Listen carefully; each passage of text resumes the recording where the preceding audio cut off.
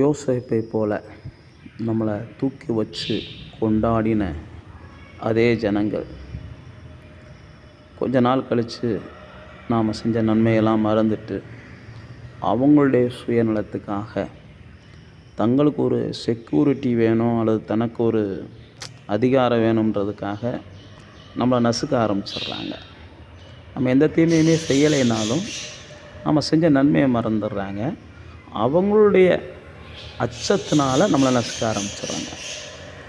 இதனுடைய விளைவாக ஜனங்கள் ரொம்ப அவதிப்படுகிறார்கள். இதை தேவன் கண்ணோக்குகிறார். அதற்கப்புறம் அந்த ஜனங்களை விடுதலையாக்குவதற்காக பல அதிசயங்களை செய்கிறார். இதே போல தான் நம்முடைய வாழ்க்கையிலும் கூட நம்மளை தூக்கி வச்சு பேசுகிறவங்க ஏதோ ஒரு சூழ்நிலைகளில் அவங்களுடைய சுயநலத்துக்காக நம்மளை ரொம்ப அவமானப்படுத்தியும் பேசுவாங்க, காயப்படுத்தியும் பேசுவாங்க. அதனால் நீங்கள் எப்பயுமே தூக்கி வச்சு பேசுகிறாங்கன்னு சொல்லி என்ன செஞ்சிடாதீங்க. மனிதர்கள் மேலே நம்பிக்கை வச்சுட்டு வாழ்க்கையை கொண்டு போகலாம்னு நினைக்காதீங்க. அவர்கள் நசுக்கும் போதும், அவர்கள் நெருக்கும் போதும், உங்களை துன்பப்படுத்தும் போதும் உங்களுக்கு உறுதுணையாக தேவன் தான் வந்து நிற்பார்.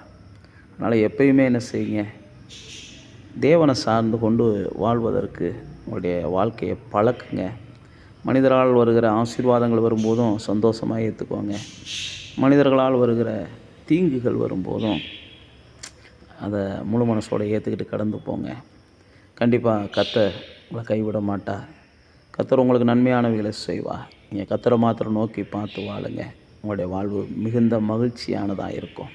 உங்களுடைய சந்ததிகளுக்கும் நீங்கள் மகிழ்ச்சியை தருவீங்க. கர்த்தர் உங்களை ஆசீர்வதிப்பார்.